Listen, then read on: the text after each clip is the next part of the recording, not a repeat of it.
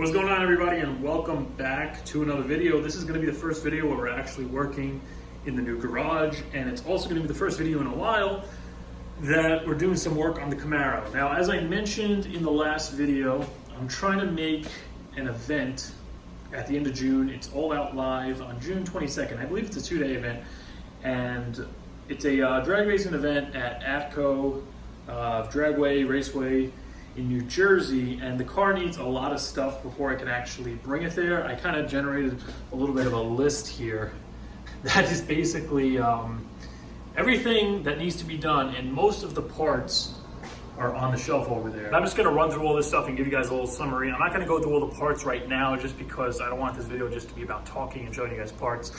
I'm gonna actually, give you guys a closer look and explain stuff in upcoming videos where I'm actually installing the parts on the car. But going through this, we have a power steering leak. First of all, I noticed there's a leak coming from somewhere in this area by the reservoir, because when I was doing the clutch underneath the car, it was kind of wet with power steering fluid inside the frame rail, and the steering started making this kind of weird whining noise sometimes when you're doing low speed turning and stuff. So what I believe is happening is this hose here may have chafed on this harness, because it feels kind of rough on the hose and there is some fluid directly under this. So it's either the clamp that's leaking or this chafed against the harness. I'm gonna have to pull this reservoir out to check it. Next thing it's gonna need is a header gasket on the driver's side.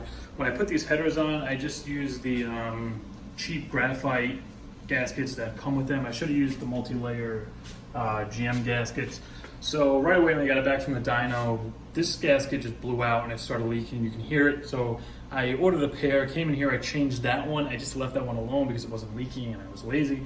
But now I noticed that it's starting to leak a tiny bit all the way in the back there. So I want that changed. Next thing it's gonna need is a wideband, because my wideband stopped working. Shift light, I did get a shift light. It's kind of like a boost gauge with the shift light built into it. Being I only have 2 pods on the side pillar, I'm just gonna get rid of the Bosch boost gauge and turn that into a shift light with the boost gauge built in. I'm not sure how well it's gonna work, but at least it's kind of eye level, just off to the side, so I should be able to see and I won't have to keep looking down at the tack. Harness, it needs new harnesses. The ones I have in there are expired. I don't know how old they are. There are no dates. The track gave me a problem with that. There's no dates on the harnesses. I don't know how old they are. Then the other thing they were complaining about was the seat. So I picked up a seat brace, because if you come over here and we look at the, my seats are mounted on stock rails, but just that wiggle there they were concerned about. So I picked up a brace that bolts to the back of the seat here, and then the other end clamps to the cage. And that's just gonna keep this in place so it's not gonna move around as much. Shift knob, I wanna put my pistol grip shift knob back on. I just have the stock one on there because I had to get a lock nut because it kept twisting whenever I would shift. But the pistol one works way better than the knob, so I wanna put that back on. Blower, it's gonna need a belt. I have new hardware going on that Greg from LsxMatt sent me. Their kits now come with stainless steel hardware. So I'm gonna come in here and just swap these bolts out while I'm doing the blower belt and put the stainless stuff in. I'm also gonna be putting on a Weapon X Grip Tech pulley, because the whole reason we're changing the belt is because it's slipping around that 2.4 ZZP pulley. Come in here, you can see this thing is pretty glossy, it's pretty slippery, and I'm relatively certain that the belt is slipping around this, because you can see all the little chunks of belt, and every few months this thing will just blow a belt off. And there's actually a spot somewhere around here where there's a good maybe 2-inch section of just no ribs. There's just a bald spot on the belt. So I'm pretty sure it's just slipping over this under boost, and that's what's killing the belts, because pulley alignment, everything else is fine. There's no play in any of the pulleys. So when I pull the snout off to change this out, I'm also gonna pop a new isolator in. I picked up a Lingenfelter replacement isolator. This is like the Eaton factory replacement that they use to replace the spring one. So I'm gonna replace the LSX Innovations one that I have in there with that. While it's apart, I might as well put the correct part in there. Then when it comes to the transmission, you guys know when I did the clutch, my scatter shield didn't fit, so I'm gonna have to notch it out and make it fit. To do that, the transmission has to come out. When the transmission comes out, I'm going to adjust the clutch while I'm at it, because I'm having a problem where the clutch is almost broken and I have 300 miles on it, but shifting at high RPM, like foot to the floor, I can't get it to change gears. It just grinds. Low speed shifting, it shifts all right, but you gotta kind of go slow and it's a little bit notchy.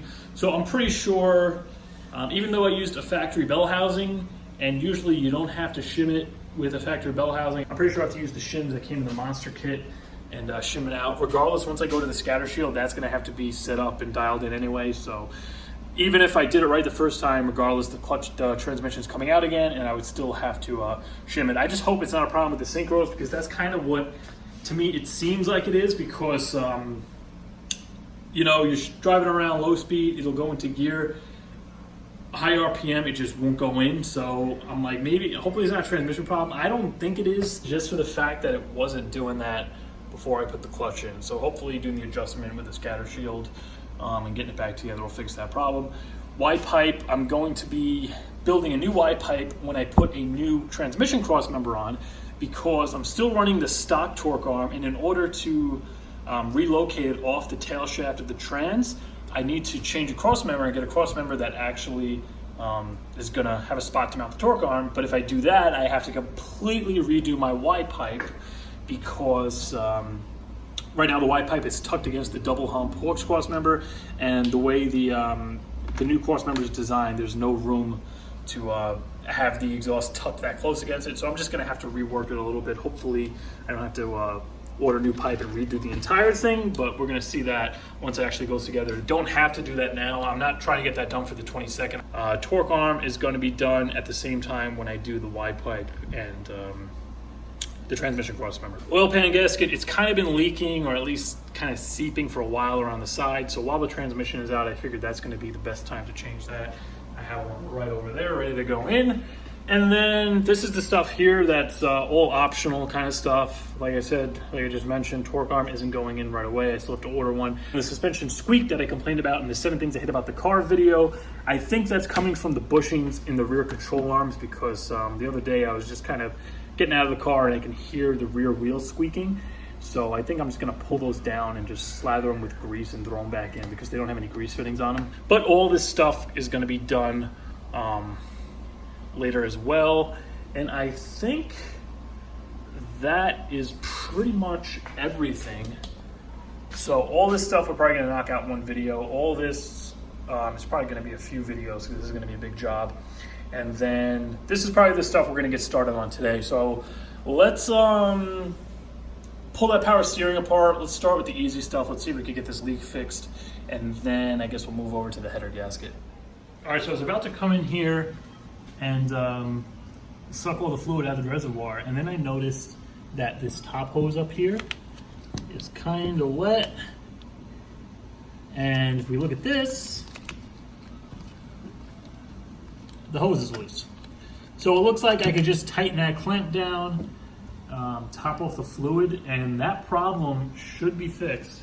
All right, so I just tightened the clamp down, I topped the fluid off, I tightened the bracket because the reservoir was a little bit loose. We should be good to go. I'm calling that fixed. So I think let's start on the header gasket. All right, so I'm just gonna come in here, pull the spark plug wires probably all the way off, or at least, yeah, why not? Let's take them all the way off.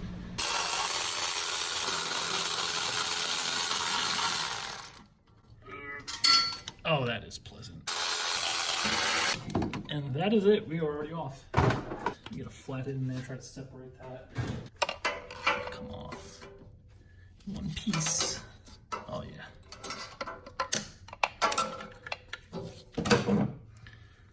Let me get a pick.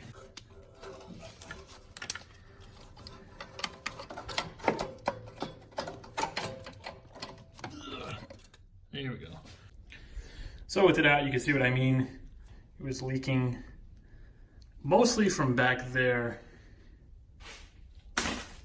Got a new gasket right here. I'm just gonna crawl under there, see if I could find the missing bolt I dropped. And this thing should pop in really easy. Probably done in like 20 minutes or less. Ugh. Gotcha. All right, so I retrieved the old one from the trash just to show you what I'm talking about here. So here's the GM style. You can see it's multi-layer steel. It has this nice little kind of lip here. Once again, sorry for the terrible view, but there's just no place I can stick the camera because everything has to be aimed directly down. But I have the new gasket here. If you look closely, It's actually labeled, it says down, so you want it facing down like that. And then it's also labeled which side is supposed to go against the manifold. So you're gonna want it flipped this way with, well, I'm sorry, flipped this way with the lip against the manifold, with down, obviously pointing down. I'm just gonna drop it down in there and kind of grab it with the one of the bolts, just so the gasket doesn't just, you know, full-fledged fall all the way the hell down. Actually, it actually works pretty well with it just kind of sitting on a spark plug like that. All right, so everything's back together. I popped the spark plug wires on real quick.